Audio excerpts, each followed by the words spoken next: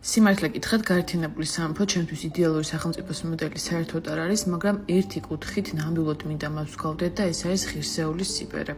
უამრავ ხანდაზმულ ადამიანთან მქონია შეხება და უამრავჯერ დამწყვეტია გული, როცა მახსენდება ჩემი ქვეყანა და ქუჩაში მოწყალების სათხოვნელად გამოსული ბებო-ბაბუები.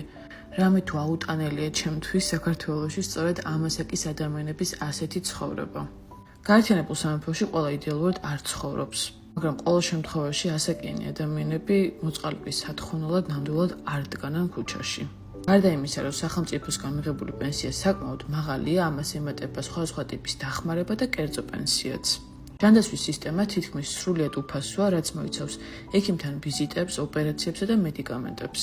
პენსიონერები იღებენ შეღავათებს ტრანსპორტზე, სხვადასხვა სოციალურ თუ კულტურულ აქტივობებზე, ასევე გადასახადებზე, მაგალითად ზამთარში გათბობაზე.